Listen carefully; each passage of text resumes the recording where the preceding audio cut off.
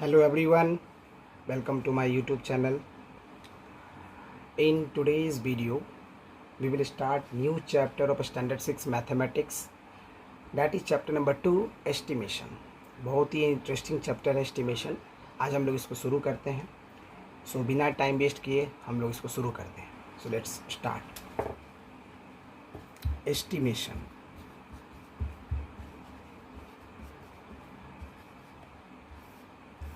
Chapter number 2.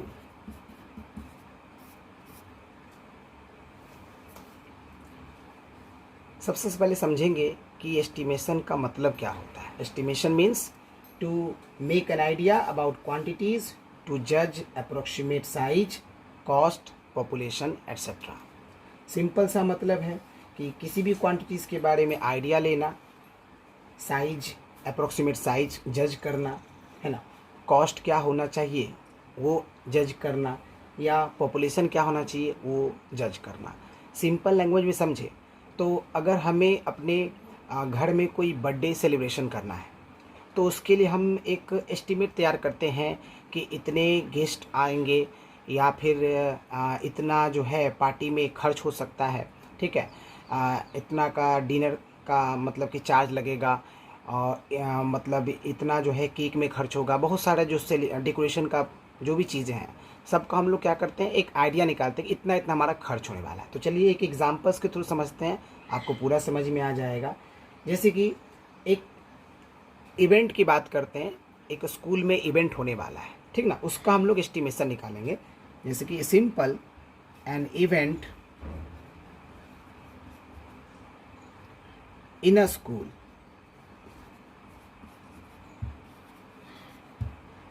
Like annual function.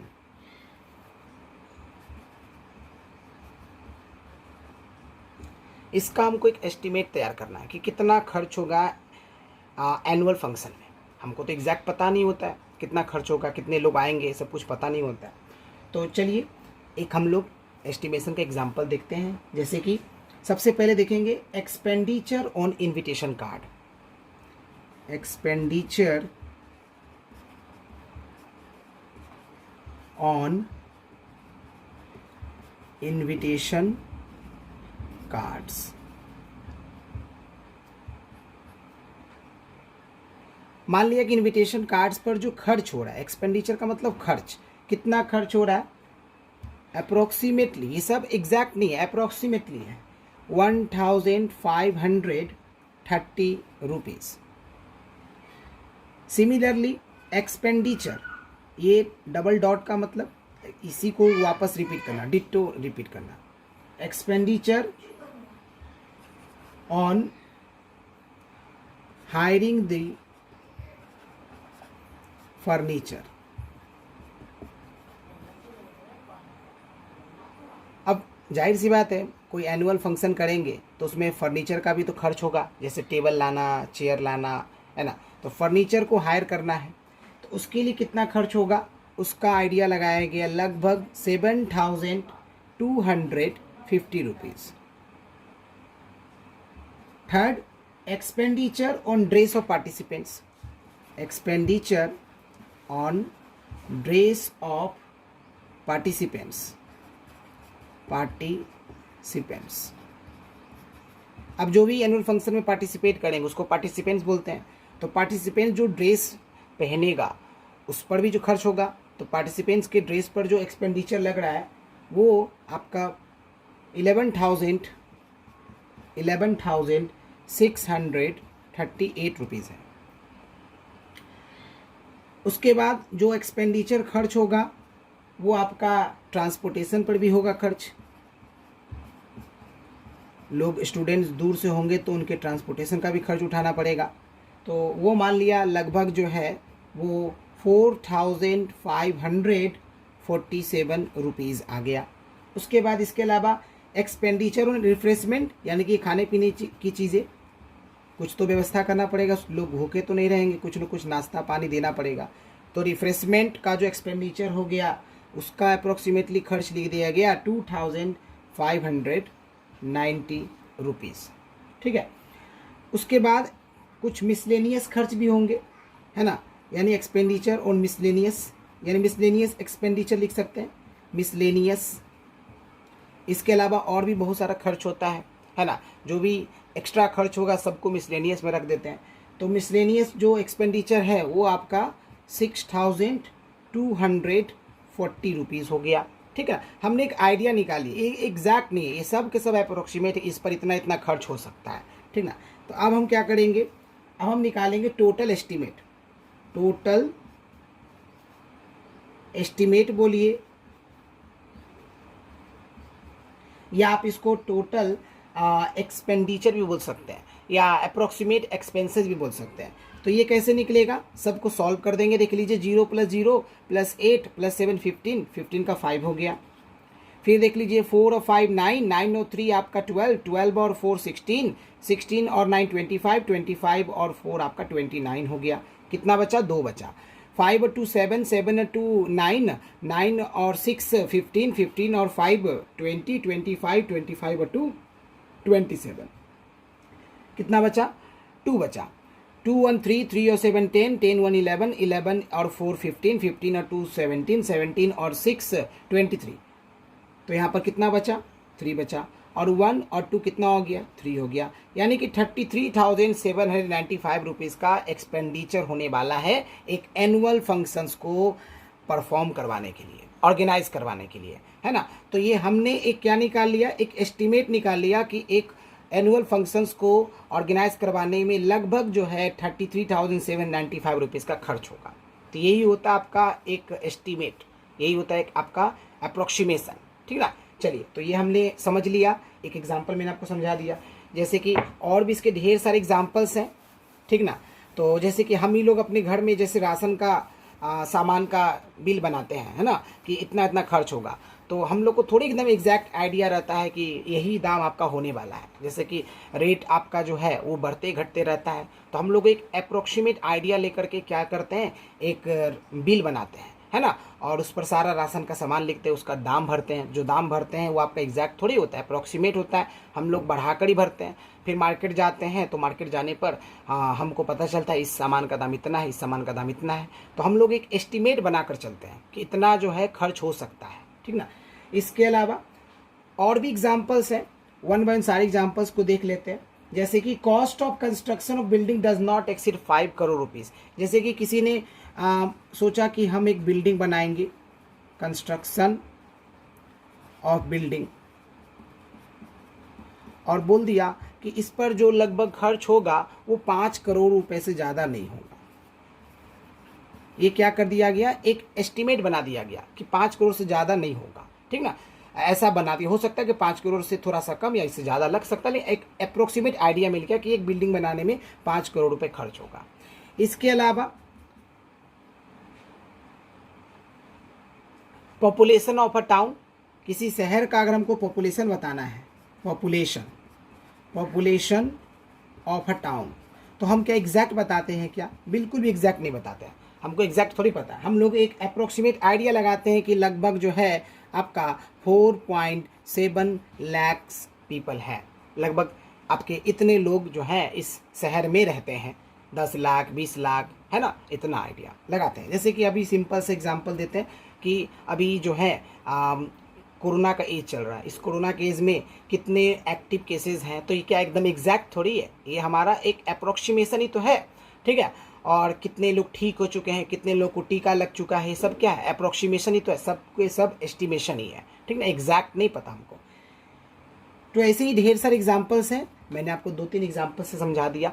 अब यहाँ पर हम लोग मैथमेटिक्स के टर्म्स में अप्रोक्सीमेशन को अब समझेंगे कि या एस्टिमेशन को समझेंगे। एस्टिमेशन का सिंपल मतलब होता है, estimation is also known as rounding off numbers to the nearest 10, nearest 100 और नियरेस्ट 1000। यानी कि मैथमेटिक्स में जो हमको एस्टिमेशन पढ़ना है, वो एस्टिमेशन का मतलब क्या, estimation means rounding off the numbers, rounding off the numbers, rounding of the numbers nearest 10 or 100 or 1000, ठीक है। तो इसके कई रूल्स हैं, हम लोग रूल समझेंगे कि कैसे नंबर्स को राउंड अप करेंगे जब नियरेस्ट 10 होगा, नियरेस्ट 100 होगा और नियरेस्ट 1000 होगा, ठीक ना। तो चलिए समझते हैं हम लोग इसको। केवल 3 रूल्स हैं और ये 3 रूल्स से आप किसी भी नंबर्स को राउंड अप कर सकते हैं। चलिए समझते हैं। सबसे पहले हम लोग फर्स्ट रूल देखेंगे, rounding of a number two the nearest 10। Rounding of the number to the nearest 10, nearest 10। इसका रूल बहुत ही सिंपल है। देखिए, इसमें सबसे पहले हमें करना क्या है कि जो भी नंबर का हमको राउंड अप करना है उस नंबर के यूनिट डिजिट को देखेंगे। जैसे कि आपको एक एग्जांपल समझाता हूँ। जैसे कि मान लीजिए यहाँ पर 5 4 8 लिखा हुआ है, सपोज दैट, और यहाँ पर 2 भी मैंने लगा दिया। इसको हम लोग क्या बोलते हैं? Unit digit. इसको बोलते हैं हम लोग टेंस डिजिट, इसको बोलते हैं हम लोग 100 डिजिट, और इसको बोलते हैं हम लोग 1000 डिजिट। या आप प्लेस बोल सकते हैं, unit place, tens place, 100 place, 1000 place, ठीक ना। तो इसमें क्या है कि हम जिस नंबर का राउंडिंग ऑफ करेंगे उस नंबर के यूनिट डिजिट को देखेंगे सबसे पहले। अब यहाँ तक समझ गए। अब हमको इसमें रूल क्या है समझना कि नंबर का यूनिट डिजिट हमने देखा, और वो यूनिट डिजिट, और वो जो यूनिट डिजिट है, अगर वो यूनिट डिजिट आपका लेस देन 5 है, यूनिट डिजिट लेस देन 5 है, 5 से कम है, ठीक है, तो हमको क्या करना है? यूनिट डिजिट आपका 5 से ठीक से सुनिए। रूल नंबर 1 में ये है कि अगर आपका यूनिट डिजिट लेस देन 5 है तो इस केस में हम यूनिट डिजिट को जो है, यूनिट डिजिट को 0 से क्या कर देंगे? रिप्लेस कर देंगे। 0 से रिप्लेस कर देंगे और बाकी जो नंबर में डिजिट्स होगा उसको एज इट इज छोड़ देंगे। यानी कि रेस्ट जो डिजिट्स होंगे, रेस्ट डिजिट्स, वो आपको क्या होगा? एज इट इज होगा। एग्जाम्पल के थ्रू समझिए, ज़्यादा समझ में आएगा। जैसे कि 542 दिया हुआ है, इस नंबर के यूनिट डिजिट को मैंने देखा लास्ट में क्या है? 2, जो क्या है? 5 से कम है। तो 5 से कम है तो हमने इसको राउंड अप कैसे बनाएंगे? ये जो यूनिट डिजिट है ये हो जाएगा 0, और जो आपका बाकी जो डिजिट्स है वो एज इट इज रह जाएगा। तो नियरेस्ट आपका क्या आ गया? 10 आ गया, नियरेस्ट 10 आ गया। मतलब देखो, ये आपका जैसे ही 5 से कम हुआ तो आपका ये 0 हो जाएगा और बाकी जो डिजिट्स है वो आपका एज इट इज रह जाएगा। और एग्जांपल देखिए, जैसे कि 934 है, यूनिट डिजिट देखिए क्या है? 4, 5 से कम है तो उसके जगह मैंने क्या लिख दिया? 0, और बाकी जो है आपका क्या हो गया? एज इट इज हो गया, एज इट इज लिख दिया। और एक एग्जांपल देखिए, जैसे कि अगर आपका दिया हुआ है 221 और इसका यूनिट डिजिट देखिए क्या है? लास्ट का यूनिट डिजिट 1 है, जो कि 5 से कम है, तो ये इसके जगह क्या लिख देंगे? 0, जो आपका लेस देन 5 है उसके जगह 0 लिख देंगे, और बाकी जो है एज इट लिख दीजिए, लिख दिया, ठीक है। तो पहला हमने इसमें rounding off the number two the nearest 10 में फर्स्ट केस देख लिया जब यूनिट डिजिट लेस देन 5 हो, ठीक है। आई होप आपको समझ में आ गया। मैं फिर से एक बार रिपीट कर देता हूँ। यूनिट डिजिट जब लेस देन 5 होगा तो यूनिट डिजिट को हम लोग 0 से रिप्लेस कर देंगे और बाकी जो डिजिट्स होगा उसको एज इट इज लिख देंगे। जैसे कि 542 था तो 2 आपका 5 से कम था तो 2 के जगह 0 कर दिया, बाकी को एज इट इज लिख दिया। 934 में 4 5 से कम था तो 4 के जगह हमने 0 लिख दिया, बाकी को एज इट इज छोड़ दिया। 221 में 1 जो था 5 से कम था तो 1 के जगह 0 कर दिया, बाकी को एज इट इज छोड़ दिया, ठीक ना। ये हमने फर्स्ट रूल में फर्स्ट केस देख लिया। अब इसका सेकेंड केस देखेंगे। देखिएगा ध्यान से, सेकेंड केस।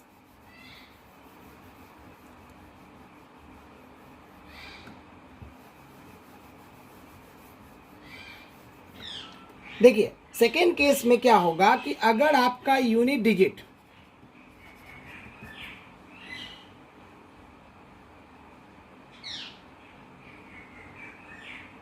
फाइव हो या मोर देन 5 हो, या क्या हो? मोर देन 5 हो, तो इस केस में क्या करेंगे? ध्यान से सुनिएगा, जो टेंस डिजिट होगा उसको 1 से क्या कर देंगे, इंक्रीज कर देंगे। यानी कि जो टेंस डिजिट होगा उसको क्या करेंगे, 1 से इंक्रीज कर देंगे, यानी 1 उसमें ऐड कर देंगे। किसमें, टेंस डिजिट में, जो भी डिजिट होगा टेंस डिजिट पे। और जो यूनिट डिजिट होगा उसको 0 से रिप्लेस कर देंगे। एग्जाम्पल से देखिए, जैसे कि 586 लिखा हुआ है, इसमें लास्ट का डिजिट देखिए क्या है, 6 है, जो आपका 5 से ग्रेटर है, 5 से ज़्यादा है। तो मैंने क्या बोला, जो यूनिट डिजिट होगा उसको 0 से रिप्लेस कर दिया, और जो आपका टेंस डिजिट है उसको क्या करेंगे, 1 से इंक्रीज कर देंगे। तो 8 + 1 9 होता है, और बाकी डिजिट आपका एज इट इज रह जाएगा। मतलब कितना हो गया, 590 हो गया। ठीक है, ये नियरेस्ट 10 वैसा करेंगे। और भी एग्जाम्पल देखते हैं, जैसे कि 347 है। जरा गौर से देखिए, यूनिट डिजिट क्या है, 7, 5 से मोर है। तो क्या करेंगे, इसको 0 से रिप्लेस कर देंगे, और जो टेंस डिजिट होगा उसको 1 से इंक्रीज कर देंगे। तो 4 + 1 5 हो जाएगा, और ये आपका 3 हो जाएगा। एक एग्जाम्पल और देखते हैं, जैसे कि 455 है। तो ये रूल आपका 5 के लिए भी लगेगा और मोर देन 5 के लिए भी लगेगा।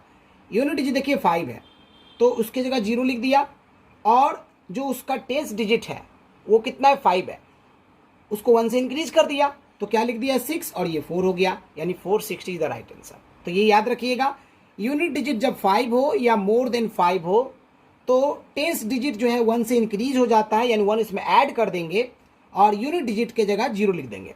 जैसे कि देखिए 586 में जो 6 है वो आपका मोर देन 5 है, तो इसके जगह हमने 0 लिख दिया, और उसके पहले जो टेंस डिजिट था उसको 1 से इंक्रीज कर दिया। तो क्या हो गया, 9 हो गया, फिर 5 एज इट इज छोड़ दिया। 347 में 7 मोर देन 5 है ना।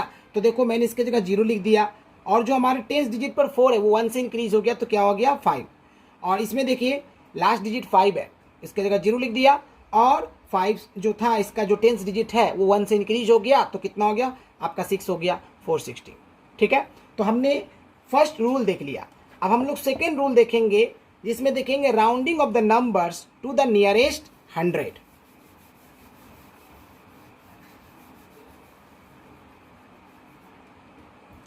नियरेस्ट 100 देखेंगे, सब कुछ वही है ना, बस थोड़ा सा 100 और टेंस को ध्यान में रखना होता है। तो चलिए समझते हैं हम लोग। अब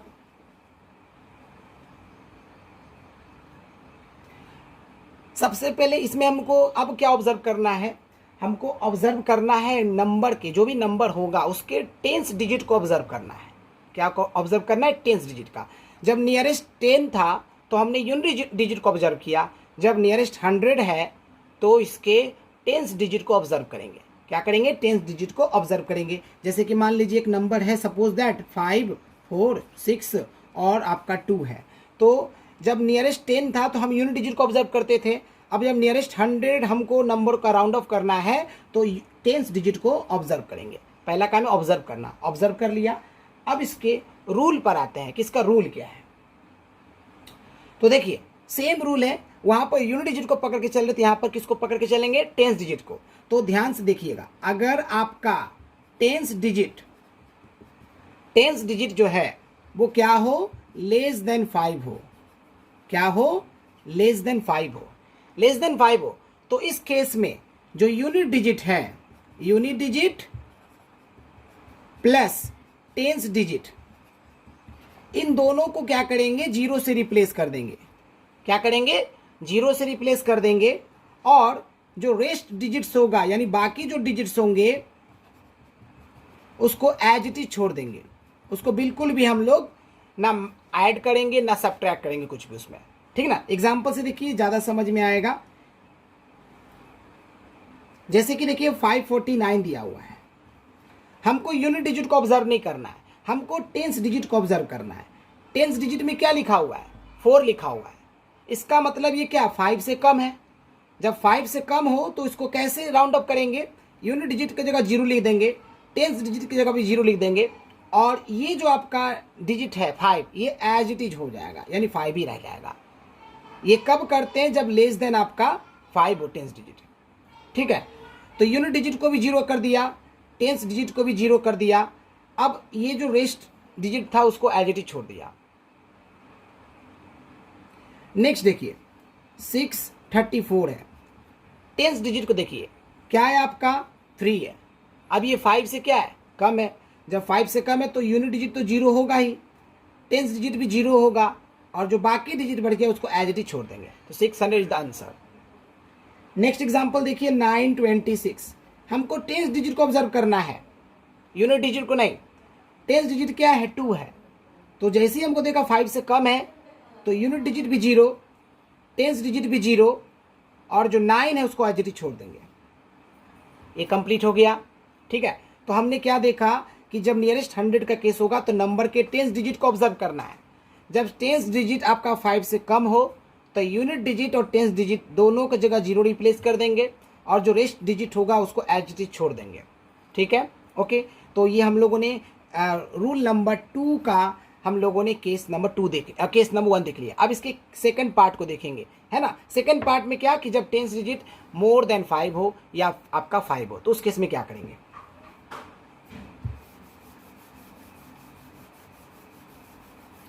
देखिए जब हमारा टेंस डिजिट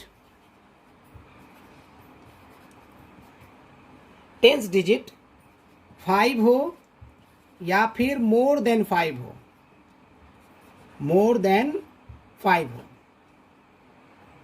तो इस केस में क्या करने वाले, ध्यान से सुनिएगा। जो आपका टेंस डिजिट होगा और आपका यूनिट डिजिट होगा, उन दोनों को 0 से रिप्लेस कर देंगे, और जो आपका 100 डिजिट होगा यानी 100 प्लेस पर जो डिजिट होगा उसको क्या करेंगे, 1 से इंक्रीज कर देंगे, 1 से इंक्रीज कर देंगे। एग्जाम्पल देखिए, जैसे कि आपका 564 दिया है, हमको यूनिट डिजिट को ऑब्जर्व नहीं करना है, हमको टेंस डिजिट को ऑब्जर्व करना है। क्या है, 6 है, 5 से क्या है, मोर है। तो क्या करेंगे, जो आपका यूनिट डिजिट है वो 0 हो गया, टेंस डिजिट भी आपका 0 हो गया।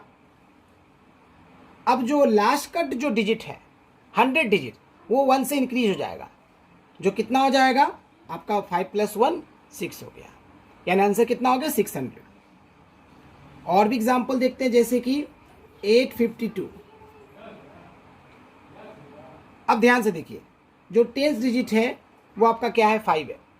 तो 5 हो या फिर 5 से ग्रेटर हो तो क्या करते हैं, सबसे पहले यूनिट डिजिट को 0 लिखेंगे, जो आपका टेंस डिजिट क्या करेंगे 0 लिखेंगे, और जो आपका लास्ट का डिजिट है उसमें 1 से ऐड कर देंगे। तो 8 + 1 क्या होगा, 9 होगा।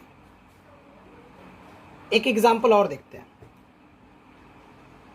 जैसे कि 360 है, इसका टेंस डिजिट देखिए क्या है, 6 है। क्या है आपका 5 से मोर है, 5 से मोर है तो क्या करेंगे, यूनिट डिजिट 0, टेंस डिजिट आपका 0, और जो रेस्ट डिजिट यानी 100 डिजिट है उसको 1 से इंक्रीज कर देंगे।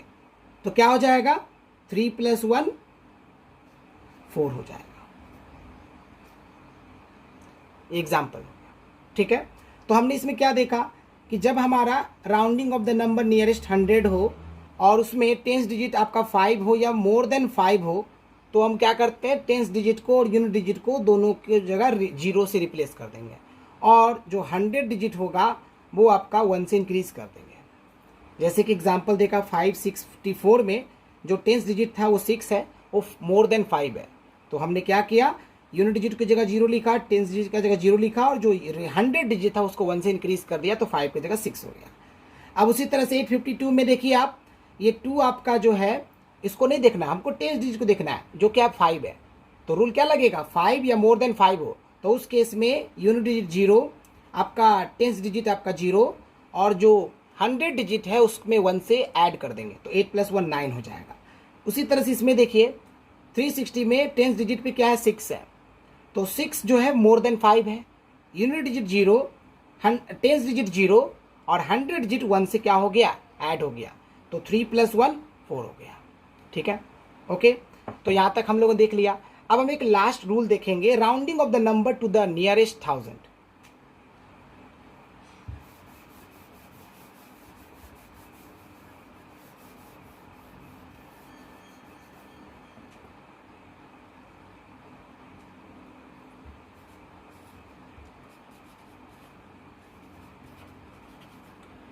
बहुत ही सिंपल है।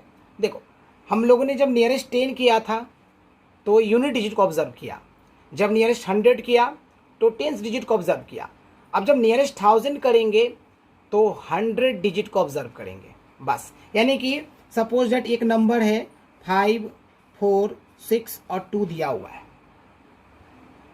ये यूनिट प्लेस, ये टेंस प्लेस और ये 100 प्लेस, यानी कि जो 100 डिजिट है उसको ऑब्जर्व करेंगे। समझ में आ गया यहाँ तक? चलिए अब इसके रूल्स पर आते हैं कि जब हमारा 100 डिजिट लेस देन 5 हो, यानी कि 100 डिजिट लेस देन 5 हो,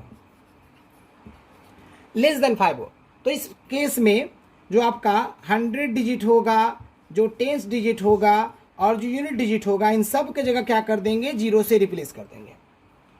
और जो रेस्ट डिजिट होगा, रेस्ट डिजिट्स यानी बाकी जो डिजिट्स बढ़ जाएंगे, इन डिजिट्स को छोड़ करके वो सब के सब एज इट इज रह जाएंगे, एज इट इज रह जाएंगे। एग्जाम्पल से देखिए, जैसे कि 2394 लिखा हुआ है, हमको सबसे पहले नंबर में ऑब्जर्व करना है किसको, 100 डिजिट को। कितना दिया हुआ है, 3, जो आपका क्या है 5 से कम है, तो यूनिट डिजिट को 0 किया, टेंस डिजिट को 0 किया, 100 डिजिट को भी क्या किया 0, और जो आपका रिमेनिंग डिजिट्स है उसको एज इट इज छोड़ देंगे, मतलब यहाँ पर 2 लिख के छोड़ देंगे। This is our answer. इसके अलावा और एक एग्जाम्पल जैसे लेते हैं 5, 4, 9, 8 लेते हैं। सपोज दैट हमको यूनिट डिजिट और टेंस डिजिट को देखना ही नहीं, हमको पहले ऑब्जर्व करना है इसके 100 डिजिट को। ये भी क्या है 5 से कम है, 5 से क्या है कम है। जब 5 से कम है तो unit digit 0, tens digit 0, 100 digit 0, और जो आपका रिमेनिंग डिजिट्स रह गया उसको एज इट इज लिख देंगे। क्या कर देंगे, एक एग्जाम्पल और लेते हैं, जैसे कि 2, 1, 2, 9 एंड 9 लेते हैं।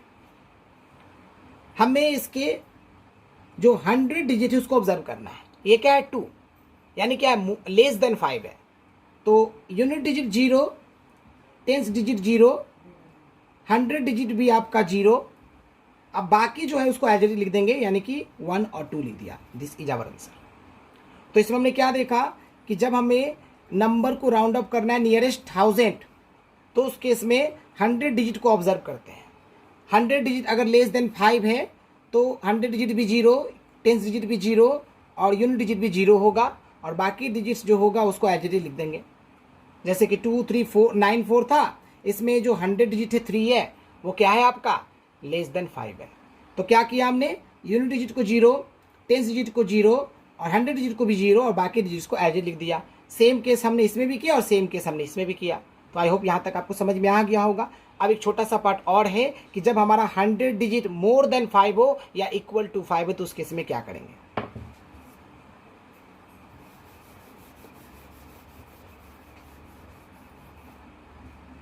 देखिए, जब हमारा गिवन नंबर में 100 डिजिट 5 हो या फिर मोर देन 5 हो,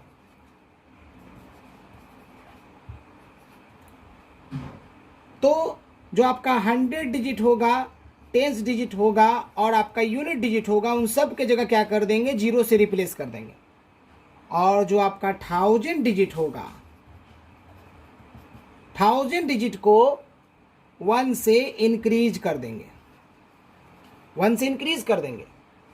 जैसे एग्जाम्पल से समझते हैं, 5, 6, 2, 9, 100 डिजिट पे क्या है 6, जो कि मोर देन क्या है 5 है, तो 10 डिजिट 0, 100 डिजिट भी 0, और आपका देखिए जो लास्ट का डिजिट है 1 से इंक्रीज हो जाएगा, मतलब क्या 5 + 1 6 हो जाएगा। जैसे एक एग्जाम्पल लेते हैं 12,789 लेते हैं। इसके 100 डिजिट को देखा क्या है 7, जो कि मोर देन 5 है। तो क्या किया, unit digit 0, tens digit 0, 100 digit भी 0, और जो आपका 1000 डिजिट है वो 1 से इंक्रीज हो जाएगा, मतलब 2 + 1 3 और ये 1 हो जाएगा। एक और एग्जांपल लेते हैं, लाइक 6, 8, 5, 5 और 9 है। 100 डिजिट देखिए क्या है, 5 है, रूल लगेगा बिकॉज 100 डिजिट 5 हो या मोर देन 5 हो, तो उस केस में क्या करेंगे, unit digit 0, tens digit 0, 100 digit भी 0, और जो आपका 1000 डिजिट है वो 1 से इंक्रीज हो जाएगा, मतलब 8 + 1 9, और ये 6 को मैंने एज इट लिख दिया। This is our answer. तो एक बार फिर से मैं समझा देता हूँ कि जब हम नंबर को राउंड अप करना हो नियरेस्ट 1000, तो 100 डिजिट जब लेस देन 5 हो तो क्या करते मैंने समझा दिया है, और जब मोर देन 5 हो या इक्वल टू 5 उस केस में 100 digit, tens digit, unit digit को 0 0 कर देंगे, और जो 1000 डिजिट होगा 1 से इंक्रीज हो जाएगा। जैसे कि 5 6 2 9, इसमें 100 डिजिट पर 6 था, मतलब ये मोर देन 5 है, तो हम क्या करेंगे, यूनिट डिजिट को 0 लिखेंगे, टेंस डिजिट को 0 लिखेंगे, 100 डिजिट को भी 0 लिखेंगे, और जो रिमेनिंग नंबर बचेगा, डिजिट्स बचेगा, यानी कि जो रिमेनिंग नंबर नहीं बोलेंगे, रिमेनिंग नंबर्स में जो 1000 डिजिट होगा उसको क्या करेंगे, 1 से इंक्रीज कर देंगे। तो 5 + 1 कितना हो गया, 6 हो गया। एक एग्जांपल जैसे ये वाला देखिए, 6 8 5 5 9, इसमें 100 डिजिट 5 है जो कि इक्वल टू 5 है, तो unit digit 0, tens digit 0, 100 digit भी 0, और जो 1000 डिजिट है 1 से इंक्रीज हो गया, मतलब 8 + 1 9 हो गया। तो आज की क्लास में हम लोगों ने एस्टिमेशन का जो फर्स्ट एक्सरसाइज का जो भी कॉन्सेप्ट था वो हमने देखा। आप लोग एक्सरसाइज 2A बनाइएगा। अब हम लोग नेक्स्ट क्लास में एक्सरसाइज 2B के कॉन्सेप्ट को सीखेंगे। ठीक है, तो आज के लिए बस इतना ही रखते हैं। Thank you, bye and take care.